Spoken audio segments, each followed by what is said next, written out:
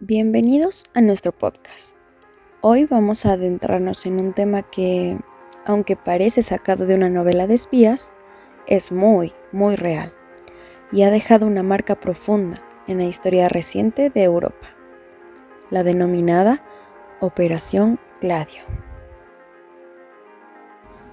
Muchas conspiraciones rondan en la red sobre el intervencionismo de la OTAN y en particular de Estados Unidos en la geopolítica global. Sin embargo, la realidad a veces es más impactante de lo que podríamos imaginar.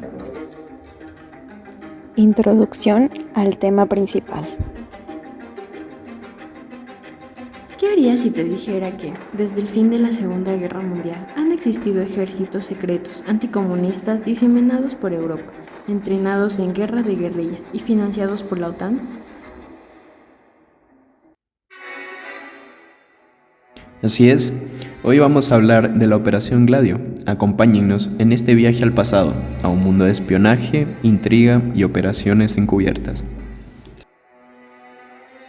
Gladio es la denominación de las antiguas espadas cortas romanas y fue el nombre designado para la facción italiana de la Red Stay Behind, fundada por la CIA y la OTAN, con el objetivo de crear una fuerza de resistencia civil ante el posible avance del Ejército Rojo hacia el occidente.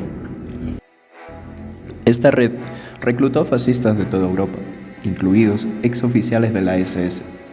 La CIA y la OTAN financiaron a estos grupos, les proveyeron de armamento y los entrenaron en estrategias de guerra sucia, como el espionaje, la infiltración, la tortura y los atentados terroristas, por si acaso la URSS decidiera expandirse al oeste.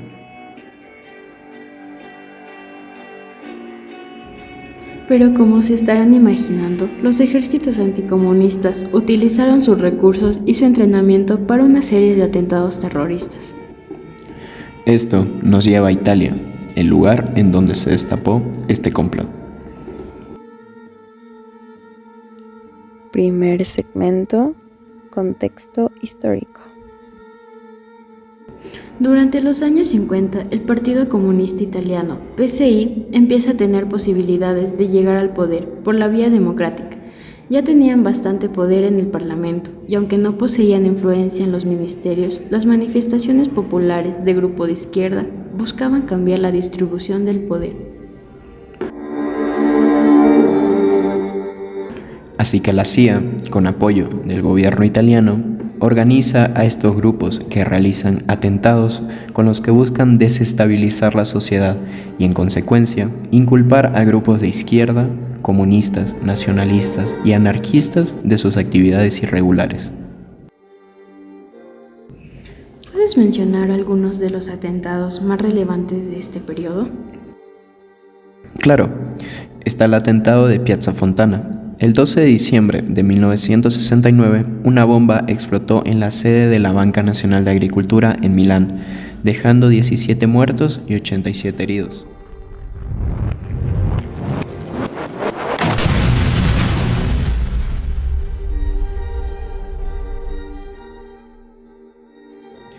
Luego, en mayo del 72, ocurrió el atentado de Petiano, en el que murieron 3 policías a causa de un coche bomba.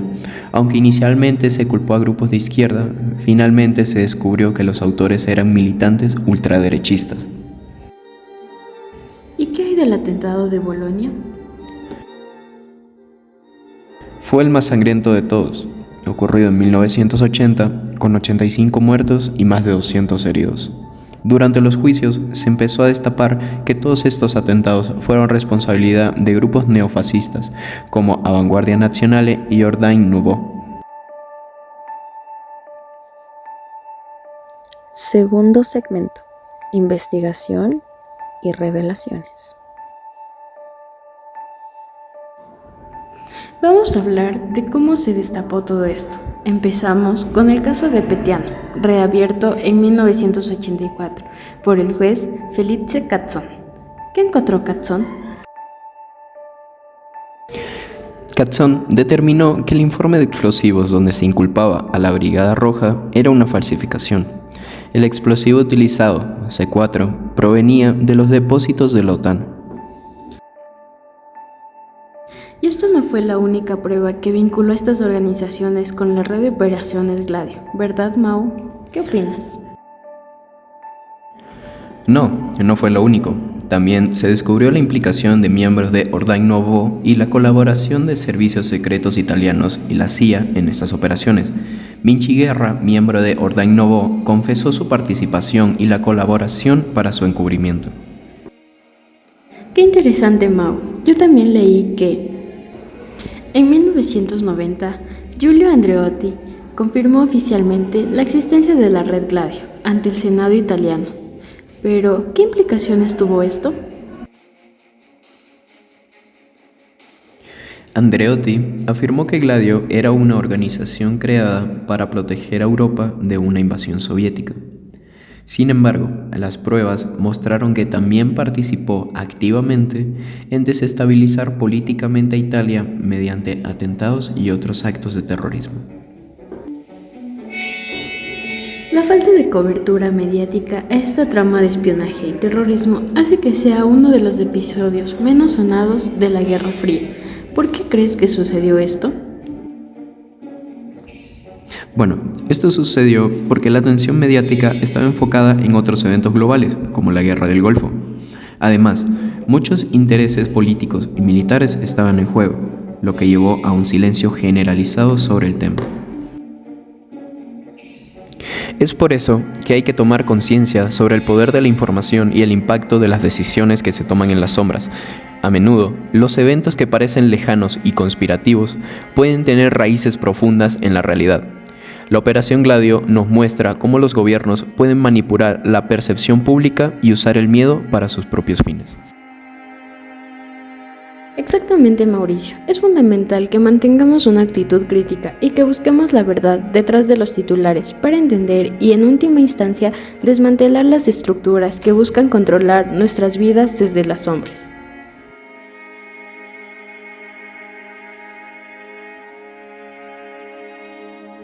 Muchas gracias por acompañarnos en este viaje por las cloacas de la historia de Italia, de la OTAN y la CIA.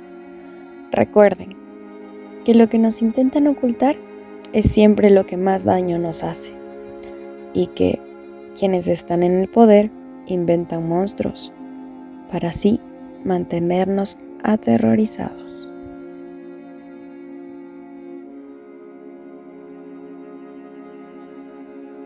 Y hasta aquí el podcast sobre Gladio.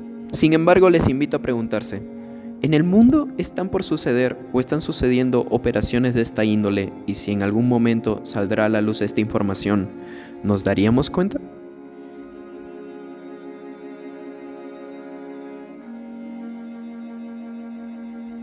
Hasta la próxima.